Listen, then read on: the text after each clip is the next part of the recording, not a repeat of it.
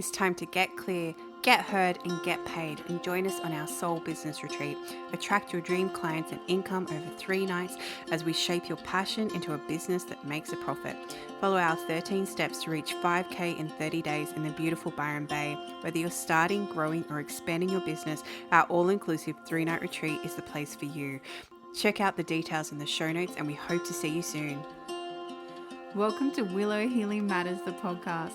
We are so excited to have you joining us on this journey where we explore different ways to empower your soul, whether it's healing in your kitchen or all the way up in the corporate world. Come with us as we look into different ways to heal your mind, body, and soul.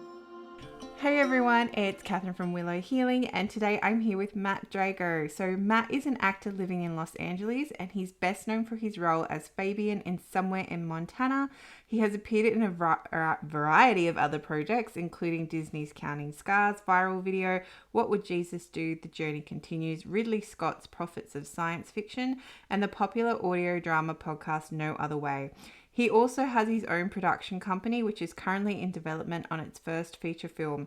Outside of performing, Matt enjoys karate, and he's a 4th degree black belt and is an avid sports fan. Matt is represented by HRI Talent, Ignite Talents Management, and is a proud member of SAG-AFTRA, I think I said that right, and Actors Equity. So a big welcome to the show, Matt.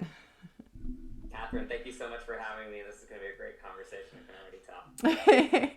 So we were talking about, it was funny because I'm going to be really upfront with my listeners, but when Matt first approached me and I was like, you know, we talk about healing journeys and alternative healing practices. What can you have to offer? And he's like, oh, many things. So I'm going to bring it today. That's it. Honestly, an actor's journey is all about self-discovery. It's all about, mindset. And so I think this is going to be a unique conversation for your listeners, and hopefully I'll bring them some value at the same time. Exactly. And first of all, congratulations of getting such an amazing role and also starting your own production company. That's a really cool way to also filter your creative outlet. So what inspired you to become an actor and then further go into being a producer?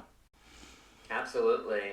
Well, I feel like it's always kind of been born inside of me. Like I was a kid that grew up, in the mountains of the Shenandoah Valley in Virginia. And, I was just a kid that really didn't need a lot of toys. I just needed my own creativity, my own imagination to just kind of, play as a kid, right? And it really just kind of sparked my interest into the local theaters. I probably was in about 20 local theater shows growing up. I always tell young actors that's like the chance that you have where you don't have to be an adult and you don't have to worry about bills and adult things, right? So this is an opportunity for you to really dive deep into maybe something that you're passionate about, and for me it was storytelling. And I think part of it, really, to your point, is the people. You find people in your life that really lift you up, and people that really just bring you joy, and that's something that you always fight for. And so for my creative journey, it just sparked me to my next step, which was to move to New York City. And in a way, I say back to New York City because my family is from New York City originally. And so, moving back there, moving in with my grandma, I'm a grandma's boy. I got to, spend years with her through college, just really diving deep into really the practice of it and the craft of it. And I really couldn't get enough of it. I mean, I would work really hard, bartending shifts, whatever I could do to make money, and then I would pour it right back into my practice, whether that be, studying with a great voice coach. I studied with Ron Shetler. He worked with a ton of Broadway talent. He had his own studio in Midtown.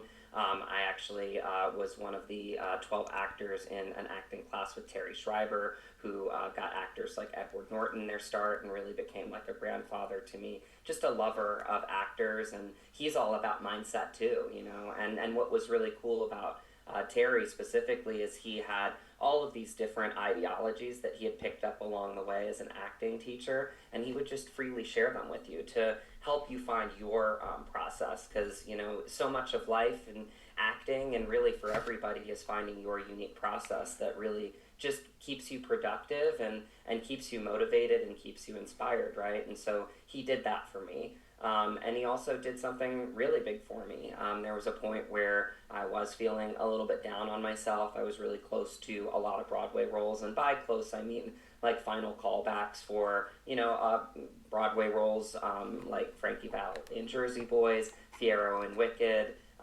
Avenue Q is actually one that won the Tony Award. I was up for the lead in that. So, just really close. And again, as an actor, sometimes it's easier to get the one audition and just kind of know that like you brought it, you brought the work in, but you weren't right for the project. This was tough because I could taste it. You know what I mean? I was very, very close so many times. And he saw me, in studio for 2.5 years, and he brought me aside to his office, and it's a 30-minute conversation that changed my life, Catherine. He because he was such a mentor to me, and we look for mentors in our life, and he really did. He said so many things, but some of the pivotal ones that really hit me hard were, I don't want you to give up. I've seen your work in class. I see your dedication. I see your work ethic. I see your true love for acting, and sometimes it's just not the right medium at the right time, meaning maybe I should try a different medium like TV and film. And he said, I really feel like your acting approach and your stylization could really meld well with film and TV. And unbeknownst to him, right next door from his office, I was actually in a film and TV class with one of his fellow teachers, Peter and Diane Miner. Actually, Peter was the director of One Life to Live for about 10 years. And they were just a wonderful, lovely, married couple that just nurtured their actors. And everybody at Terry Schreiber Studios really did that. He curated the best of the best. And I actually met a girl in that class. She didn't make the first class, but she had taken it 2 times before. And it's just that right time, right place. The circumstances were otherworldly, because she wasn't at the first class, came over to my apartment, grandma's apartment, to rehearse. And I'm pulling out the scene, and it was a scene for your listeners from Say Anything, which is the John Cusack movie. And ironically, it was the breakup scene where she hands him the pen and says, promise you'll write, but essentially it is a breakup. And it was crazy. I was pulling through the scene and saw the call sheet, and I noticed that she had a 5-4 area code. And I said, where are you from? In Virginia, because I have a 5-4 area code, and I'm from Virginia too. And she looked at me in that moment, and she said, Front Royal. And I looked at her, and I said, excuse me? And she said, Front Royal, have you heard of it? And I said, I'm from Front Royal. Now, keep in mind, Catherine, this is like a town that didn't have a Starbucks. This is about a 12 to 13,000 person town at this point. And she looked at me and she's like, no way. And I said, no, my dad's the karate guy across from the Main Street Cinema. I know this person. I've done theater here, da. And I said, well, what about your family? And she said, my family owns the Apple House, which is a small little country store off the Interstate 66 that only somebody in that area would know. And I looked at her and I said, look at my dresser. Now, this is 79th and Broadway in New York City. On my dresser on 79th Street, there were 3 things with the price tag still on them from the Apple House. So that was the moment where I found a real path in my life, because I had found my partner, And I looked at her, and in that moment, I remember what I said. I said, well, we've already gotten the breakup out of the way. Are you ready to go out on a date? And then we started dating, and it was the alignment of that conversation with Terry. It was the alignment of meeting Laura to perpetuate a big shift in my life, which was leaving New York, which was really, really hard for me, because I really, I was so close to my grandmother, like in so many ways, and I saved up a lot of money. I think I gave her about 1/3 of all the money that I had at that point, just to make sure she was okay, because it was really hard, but I felt like it was a reset that I really needed. And I think for your listeners, it's like mindfulness sometimes is like making the tough choices. It's finding paths that like that you didn't expect, but that you're open to at the same time. I had a girl that wanted to try out LA at that point, and she was going to motivate me. And I had an acting teacher who was a mentor that gave me that gentle nudge. Again, this is somebody that like was nudging me, basically to leave his class, right? And which just showed his love and his compassion, because again, I was going to be leaving his class, right? But he felt like it was, again, for my best interests. And so we gave it 3 months, and we drove across the country. We made it a kumbaya trip. We went to, the Grand Canyon. We meditated in Sedona. I don't know if you've ever been to Sedona, but No, it's Sedona, on my list. Arizona. Oh, you would love it. I mean, there's like vortexes, energy vortexes, and it's just a really great place if you feel like you are in the midst of a reset and you just really feel like you're trying to find your path. Sedona is a beautiful place. You're surrounded by the red rocks. It's a very quiet place to just kind of reflect and really just kind of gather yourself. And that was one of the last stops that we made before we went to Los Angeles. And we remember getting there in, January 10th. It was like 85 degrees out. We were like, oh, and it was just kind of this momentous thing where we had a friend that like had a grandfather, ironically from Brooklyn. So it felt like I had another grandfather figure or grandparent figure to kind of move into. Gave us basically 3 months for like little to no rent, and we just kind of looked at each other 3 months later, and we just kind of had this kind of moment of reckoning where we said, this is home now, isn't it? And Laura looked at me and she said, yeah, this is home now. And so I really do. I feel like you have to give yourself that mindfulness. You have to really be in that practice, and I feel like as an actor, we are always in that mindset. Like we're always curious. We're always kind of looking for things. We're always, attracted to self-discovery and growing and being in touch with the human psyche. And that, in a nutshell, is, why I'm in LA right now to this day. And I love what you said, Matt, especially about, having the right support and that your teacher actually was ready to let you go because he could see where you were going to flourish the most. And then the serendipity that I read this quote the other day that if someone's not meant to be in your life, you'll never see them again, because it's like you were saying, like it's such a small town and you'd never met Lara. And then mysteriously in the middle of New York, she was in the same class as you, practicing a scene with you. And clearly, if you're meant to meet someone or these people are meant to come into your life, they will. And, what you were saying too about having the right support and then people around you really helps your mindset. Because if you have someone constantly saying, you can do it, it's okay, you tried, but try again, and this is how you can keep elevating it. And I love too that you just kept trying because you weren't, as much as we get disheartened, it's our failures and our setbacks that then help shape us for the next thing or the next big thing. Or, now you've got this big role and you get to be a producer. Whereas if you would have given up at that point where you had all those rejections, then you wouldn't be talking to me right now. That's right. And I mean, these conversations really are a gift too, because again, in art, a lot of times like your practice is, in a TV show or a film, and you only get so much time, to show kind of what you're about as an artist. But it's really a gift too to be on shows like yours today, because you get to also tell people who you are as a person. And I think that like the alignment between artist and person are one and the same in many ways, because it's such a intimate self-discovery practice. And I think it's why I fell in love with it as a kid. I felt like it was teaching me more about myself, and it was teaching me more about humanity. And I think the mindset of it and just being in the mechanism of calling myself as an actor and a collaborator and an artist has always just really spoken to me in terms of how I want to live my life. Yeah, and I think it's so beautiful how you phrase that too, because to understand a role that you're going into, you really need to understand the human psyche and, really unpacking that so you can embody the role and the energy that wants to be shared from the director or from the person, the screenplay writer, and all those aspects of being part of that film.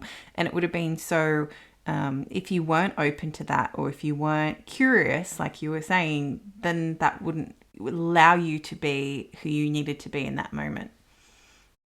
Amen. Beautifully said. Yeah. So I guess then, you've got what was something that you did to keep yourself going? Because I imagine there would have been, like you said, when you were so close and you just kept getting knocked back all the time. So what's some things that you did to help you keep going in those moments? Because, I understand exactly what you're going through. Yeah, I think it's honestly, I'll be honest right here and now on your podcast. It's an evolution, like everything. I think when I was starting out and I was in New York City, and I was going to Actors Equity, which is the Broadway union, and singing my 16 or 32 bars and hanging out for 8 hours and sometimes not even getting to audition because at that point I was non-union. There were days where you could feel like a failure that you didn't get to show your stuff, so to speak.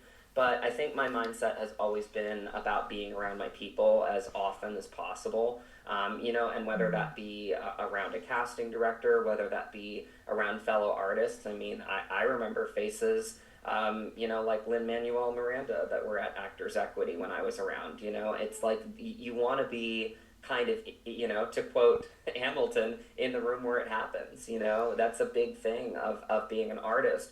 That being said, I think when I started the professional journey, I'll say, of acting in New York City, I think a lot of it for me at that point was it wasn't transactional, but it was more based on me impressing other people. Meaning, if I had an agent or a manager that I was working with, my job, it felt like, was to do a good job for them. And now that I say that, I'm like laughing. You can't see my face, but I'm laughing because that's so silly. Yeah. I quickly got over that part of it because as an artist, like, you do your own work really for yourself. You do the work and you carve the path for yourself, and it has to be your self practice. And so it never should be about impressing anybody. It should be about enjoying the work and enjoying the audition, which has kind of sparked my evolution as it is now. In terms of, to your point, rejection, right? I don't look at it that way anymore. If I get an audition, I am instantly overwhelmed with joy. I'm humbled because, a producer or a director or a writer or a casting director saw something in me that could be a fit for their project. And then my job comes with this, and a lot of wonderful actors, idols of mine have spoken to this. Tom Hanks, says, learn the lines, make some choices, show up on time, meaning like get your materials to people in a timely manner. Al Pacino, who's an idol of mine, obviously, as a young Sicilian actor with family from New York City, have a vision. Basically, when you get the audition, if you love acting and you love storytelling, like, that's the win, because again, you get to act that day. Like, that's your opportunity to act. And so my mindset and the evolution of me being a creative has been that, where I get the audition and I'm instantly just like, ooh, what could I do? What could I bring to this? Oh, that's really cool. Ooh, I like what the writer did with this. And just really, again, serving the work, right? Because if you are, and I even say it this way now, Catherine, like, I don't say booking the role. I say, being granted the role, right? Because if the role is meant to find you, I believe that it really will. That's kind of a new mindset that I've adopted. And sometimes when a role finds you, you don't even know why. But when you get the role, that's like your job to essentially earn it, and earning it comes from this need to collaborate and this need to serve the material. Because again, you might be working with a director or that has been really in the works for this project for 2, 3, 4, 5 years. I mean, if it's an indie film, I mean, this could be like their legacy piece. It could be something incredibly important to them. If it's a writer, maybe they've been working on this script for, sometimes like up to a decade, right? So it's my job as really a piece that's coming in, we'll say later in the game, as an actor, to really do justice to all the hard work that they've done. And then you have producers. We have some incredible producers on Somewhere in Montana. Eden Matson, who really has inspired me to become a producer because of how many hats and how much sacrifice and how much she did it with grace, and in moments where she probably would laugh at me right now and be like, I don't know if I did it with grace, but she did, because she always was professional. She was always smiling, even if there was like overwhelm coming, into her psyche, like she didn't show it. Even if she had 12 tasks that day, she did it proudly. And that's why I love indie films, because, these people, like, they come together. And then, the last part, which is the crew. And I really can't say enough about crews, like, in film production. I mean, it makes me tear up, because they really are, like, the core of what makes film great. They sacrifice, and they are the ones doing the heavy lifting, literally the labor, on film. And it's such a master of craft world, in film, because you have people that, like, are running the production design, the sound design, the lighting design. And it just really is a world of collaboration. But for you, as an actor, it's about serving the material. So I go back to that evolutionary process. For me, it's gone from, maybe when I was auditioning in New York and, getting into acting professionally, at least in the big city, having this, like, transactional approach to it, to now, like, really being free of that. And my mindset is so much clearer, because, again, I lead with joy. I lead with love. If I'm not right for a project, I know that I've done my best to showcase myself. And again, I really do feel like if you do that over and over again, I mean, I've had auditions with great casting directors, where I wasn't right for the part, but I've been told in the room, like, Matt, this is going to come down to this, and this, but you had the best audition. And that was actually for me auditioning for Pirates of the Caribbean with a great casting director, Rana Krause. And it came down to a Johnny Depp lookalike, and they found somebody that literally, hand to God, looked like a young Johnny Depp. But it was so gratifying to know in that moment from the casting director that I had done my work, that I had, showcased myself in a professional manner. And, now working with, professional seasoned actors like, Graham McTavish and Michelle Hurd and Michael Monks, who are in this film, you learn so much, and you grow so quickly, because you realize quickly in that process that you belong, even though you might not have gotten your break, right? Even though you quote unquote are the unknown actor, it doesn't mean that you haven't done it your whole life. You just needed the opportunity to kind of show who you are as an artist. And I feel like this role in Fabian Verdugo really was the role of a lifetime, because it gave me so much opportunity to showcase what I'm about, to re-examine the belief in myself, and to just really dive deep into my love of storytelling. Oh, the goosebumps, Matt. Honestly, I was just like, oh my goodness, because I could just see so much of what I embody too, which is sometimes you just have to show up as you are, and be so grateful for the opportunity, just like you said, just to, not for my purpose, it's like just to pitch, but in your case, it's like just to be in your craft and to show up as you are, and to, be really grateful for anything that comes your way. And like you said, every time you go to an audition or every time you have an opportunity, it's a chance to refine your skills, to keep honing in.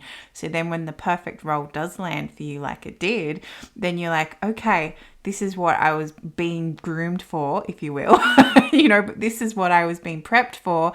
And all of a sudden, here it is, and look at this. Like, this is so amazing. I couldn't even imagine this if I wanted to, and it's all about, we talk about visualizing and vision boards and manifesting and all those things, but you never can fully get what it is. You have an idea of where you want to go, but you never know exactly how it's going to look like. And, your journey's so inspiring about how, you would show up fully and it would just be you missed out. Like you said, how do you make yourself look like Johnny Depp? Like, it's just, you can maybe put a wig on, but, you can't really do much else from that. Although these days, we were talking about just before we started AI, possibly, you never know, they might put a screen over you these days. But in the same mindset of that, it's just really beautiful too how, the start of your journey, you realize that you were actually looking for validation outside of people rather than validation from within. And I feel that's such an important message, because when you show up for yourself and not with the impression that you're going to try and influence or impress other people, and you just show up as you, that is truly when you can grow as a human, let alone just as an actor and in your craft. And yeah. Yep, 100%. It really does. I mean, it makes you just a beacon of light. It makes you more attractive because they see that, to Al Pacino again, that you have a vision. And I think that's such a big thing as an actor. Like, there are so many people in this industry that have these big dreams. But, I always say this, dreamers are fighters. Like, don't sleep on dreamers. Like, we'll fight tooth and nail for our dreams. But, you have to constantly be like, what is my vision of myself as an actor? What is it that maybe is unique to me? Because that's the joy in it, too, is that, when you get an audition, when you get an opportunity to act, that's your opportunity, your invitation, so to speak, to bring your unique self to that role. And, it is your unique self because, again, nobody's going to do a role the way that you will. And so, finding these processes and finding the joy within it really does spark this, inspiring ability to, make really quick choices. Again, for an audition, you might not have a lot of time, but if you can find the joy in it, I really do. I feel like it makes you more attractive. And then when you are on set, I mean, I think that's really your chance to shine. I feel like that's when you really earn it in a way. And I always look at that too, because I remember even when I got off the call and I learned that I had gotten granted the part of Fabian for Drago in Somewhere in Montana. The first thought that came from me, that came to me right after I hung up the phone, Catherine, was, okay, it's time to get to work. Because that's when the work really starts. That's when you really earn it. And I'm a big football fan. It's no different than draft day, right? It's like, you get drafted to a big team. You could be drafted 101. It doesn't matter. You still have to make the team. Like, you still have to work for it. And so I think when you're on set and you showcase the ability not only to be an actor that's prepared, that's made some choices, that's done the work, but you are a collaborator and, you have instant connections with, people like Graham McTavish, who became a fast friend. He's the first person that ever called me mate, which is a sign of Scottish camaraderie. Really meant a lot to me because, again, it was a reflection of the connection that we had in telling this big story together. And when he said it, I knew what he meant. Like, he was like proud of us. Because, again, we have a 10-page scene that's just the two of us. It's two guys talking about a lot of hot button topics, and we're two unique individuals that wouldn't be together in the same place at the same time, but we're thrust upon each other because of these circumstances that Brandon Smith, the writer-director, wrote so eloquently. And it's a scene that captivated me instantly. So when you're on set and you're around these people that have been doing it for a long time, and you instantly just are so joyful and really even more so than just being the actor, being the collaborator, and again, this film, because the cast and crew were so small, became a family. We couldn't get enough of each other. We would take hikes together. We would get our dinners and our breakfasts. Like, Graham and I would get breakfast at Betty's Diner. We would go, to the Shoe Restaurant to get our bison steaks. Like, and we really did. We spent a lot of time together. Like, we couldn't get enough of each other. And I think that really translated to the final outcome of this film specifically, because it was an indie film. But you're not going to get that with every production, and we understand that. If you're booked on as a guest star on, a TV show, you might be there for 3 or 4 days. It might be a rushed schedule. You're not going to get weekends to hang out in Montana with people. But I think you take the joy and you bring the joy to every production that you can. And then something magical happens from that. Brandon Smith, writer-director of Somewhere in Montana, he was at the screening for our movie a couple months ago that I had over here in Valencia, California. And he's already writing my next role. And that's like the full circle moment where, you just said beautiful, because it is. It's that humble feeling that you get of, like, not only did I serve your work as like your vision as an actor, but like I showed you that I'm a good collaborator, and that's really honestly the greatest honor that you can get, because it essentially means like, I need to work with you again. And you see that in creative practices all the time, like when, directors and actors align. I mean, look at Scorsese and De Niro and Pesci. Like these things don't like happen for a reason, because I say this all the time. Director, actor relationships are some of the most intimate relationships, because again, you're trying to find it together. You're trying to be like, oh, well, what about this? Okay, well, I did this work, and I feel like, if I'm really embodying the character here, and I write all these backstories, I journal about my character. I'm a method actor, so I go deep into kind of aligning the two worlds, and again, grounding myself as Matt, grounding myself as Fabian, but allowing the process, because I found so much of Fabian in myself that it really did, back to Terry, become that obvious method approach, because he worked with Lee Strasberg. Method acted really brought me to where I needed to be for this role. But I have the tools in my belt for, maybe another character where I try a different approach, which is great. It's a great thing to reinvent yourself, to have new processes. But when you are serving the material and you're collaborating and you have people on set that value you, I have a breakdown scene in this film, and the crew was so quiet that day, and that is just a sign of love and respect for my work and the collective work of the project, right? And it's like they gave me the space to know that it needed to be a quieter day, because like I was going through essentially my character, the loss of my dream, and that's a very painful reality. So yeah, it really, it's just constant joy for me right now. I feel, and I say this all the time, like I'm in the sweetest spot of my career, because flow. I'm just in appreciation of everything. And I think that's in terms of mindset, in terms of being an artist, in terms of really living your life to the fullest potential. Mindset is everything. And when you can really appreciate people around you and become a true collaborator in life, then I think the path will carve itself out for you. And, it's just so beautiful, Matt, how you shared that too, because in the end, yes, you get the part, then you start the work, but then you still show up as you. Like you said, you show up with the same energy that you had in the audition, the same curiosity, the same, I'm going to make this the best role ever, because that is who I am, and I'm going to bring my 100%, even it doesn't matter what the day's like, and all your shares with that too, like with the producer Grace and everything like that. And like you said, you show up professionally, you show up how you need to show up, and you bring your all, and then that is what's recognized, and that's what people see too, because they notice, and that's what you said. Now you've got this beautiful opportunity where a role's being written for you. How magical, like you were like, I could imagine as an actor that would be your perfect scenario, right? Where something's being written specifically for you. So I love that.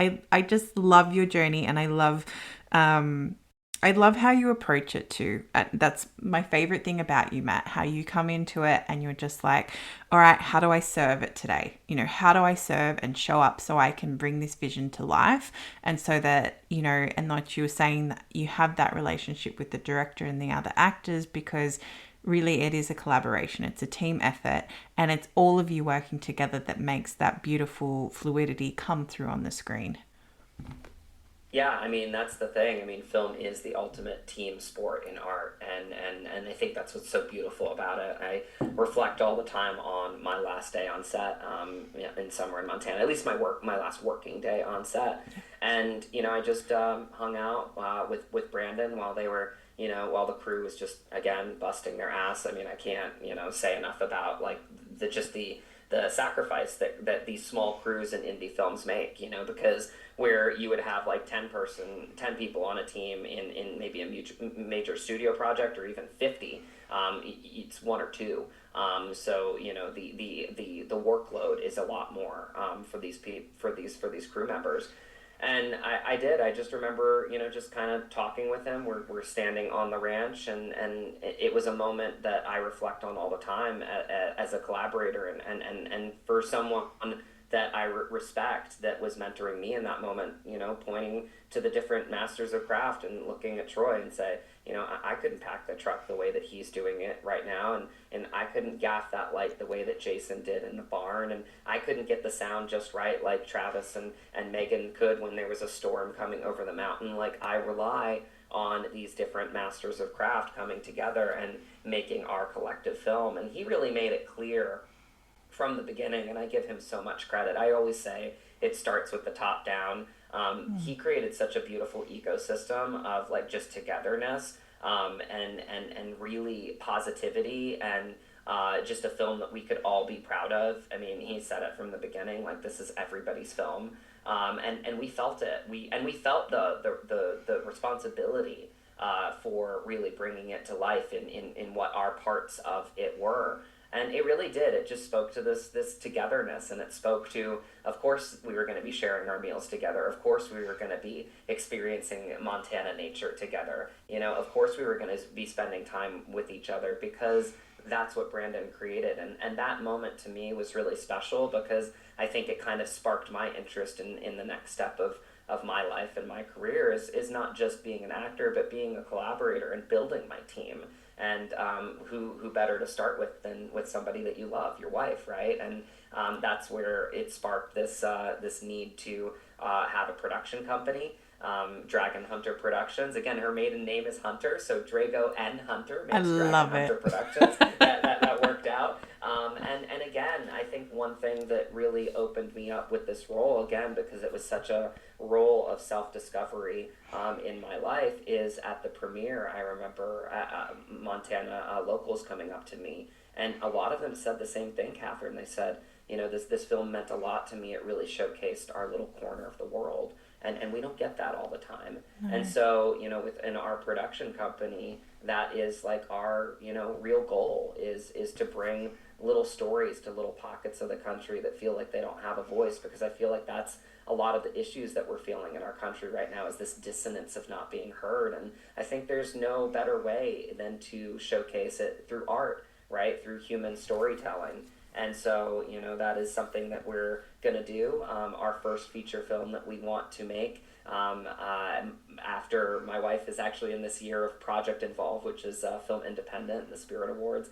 She's writing a short film. When we get to it, hopefully next year or the year after, we're going to bring a production back to that little town of Front Royal, Virginia, where we're both from. And she wrote a Christmas movie.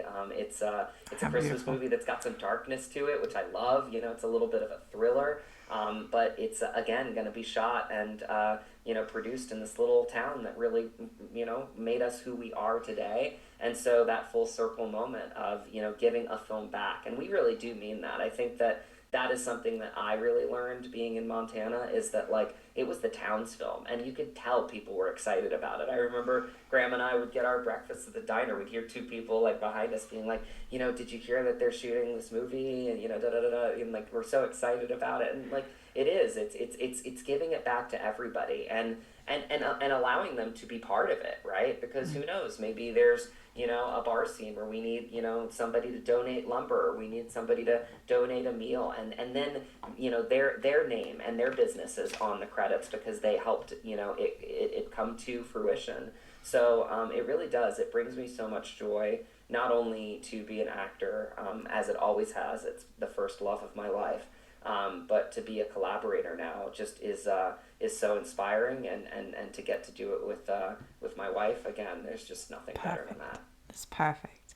So as we finish our time together, Matt, I ask all my guests on the show if they could heal or change something in the world, just one thing, what would it be? That's a great question, Catherine. I would give everybody the instant ability to have empathy, and true empathy, the ability to reflect. I think acting has become such a major part of my life, but I see the gifts that it keeps giving me. And I think that is empathy. It's being connected to my, humanity. And I think when we are all collectively in touch with our good emotions, we're all collectively in a better place together. And this movie that I'm in really taught me that. It taught me themes in the movie like respect is the ultimate, form of love that you can give another person. At least it's been my experience. And you look at, legacy and what we want to leave behind. And, just really trying to do the best by the world, by being being the best version of like our best protagonist, in this journey that we call life. And so I think that if I could give anything to the world, it would be the mindset of the actor, right? Which is being in touch with your humanity, allowing yourself to feel. There is nothing greater than being in touch with your emotions, because again, when you let people in, you get rewarded. And so right now, as we're in a world of technology where maybe we're not around each other as much, like find ways to connect with people on a deep human level, like I did with so many of these great actors like on set. And again, these are long conversations that I had with Graham or Michelle, or Michael that changed my life with Brandon. These are people that are not only just actors to me, they're my friends. These are not people that are just crew members, they're my friends. And that doesn't come out of just showing up to set and being like, oh yeah, I learned the lines and like now I'm gonna, do my job and then I'm gonna get out of here. No, it comes with the general joy of like, how do I do the best by everybody? And when I wrapped the film, it was no different. I remember, I was sobbing and I literally looked around the different people there that night and I said, all I had to do as an actor was to take all of the good energy that everybody was giving me and just give it right back to this film, because I know how much it meant to all of us. And those were kind of my parting sentiments when I wrapped this beautiful role, and one that will live with me forever, because I just was in such a deep place of feeling. And so if there's one thing that I could give the world, it would be that like internal button to just be like, hey, I feel like I'm not at my best right now. I feel like, I could be better. I feel like I could antagonize less. I feel like, because we all fall into the traps, right? But I wish I could just give everybody the button to be like, okay, let me just get in touch with those good emotions really quickly. Let me reset and let me see if I can be a little bit better on the other side. Yeah, which is such a beautiful sentiment, because it really is when we're in touch with our emotions and we're vulnerable that we can make the deepest connections with people. And how do you want people to find you, Matt? Obviously, everyone needs to go watch your film somewhere in Montana. But apart from that... I keep it easy. I'm on Instagram pretty much exclusively. There's so many social media sites that I just try not to live my life in them. So I stick to one. Follow me on Instagram at Matt Drago, MattDrago, at Matt Drago. From there, I made it easy. I've got my link tree up there. It's got my actor website, mattdrago.com. It's got my production website, dragonhunterproductions.com. It's also got my IMDb if you want to look up my past and future projects. So give me a follow there and be in the know for everything that's happening in my life as a creative, but also my life, because I feel like they're one and the same. And so, just give me a follow there and be part of my journey. Oh, well, thank you, Matt. This has been truly an inspiring conversation, and thank you so much for your time. And I really appreciate how vulnerable you are with sharing. And there's so much that people can take who are listening to this, like definitely showing up, collaboration, serving to your highest to show who you are, and being vulnerable. So important. Well, thank you so much, Catherine. I mean, honestly, these conversations, again, they mean so much to me too. And I really do mean that, because again, like, you only get so much time, whether it be in a stage show so I really like to show people, again, who I am like off the field, right? Which is like when I'm not acting and my true self. And so these conversations become a part of my journey as well. So thank you so much for this beautiful, rich conversation. I really appreciate it. Thank you, Matt. Thank you. Thank you for listening to Willow Healing Matters, the podcast. We have so much love and gratitude that you have taken the time out of your day to empower you on your healing journey. The views shared by the person being interviewed might not necessarily reflect that of the host and should be used at your own discernment. Trust what resonates for you and follow your heart and soul guidance. If you have any underlying medical conditions or mental health issues, please consult with your healthcare provider before pursuing any of the recommendations. Likewise, you can always contact the person being interviewed to find out more information. This can be found in the show. Remember to activate, align, heal, empower, and find love in everything that you do.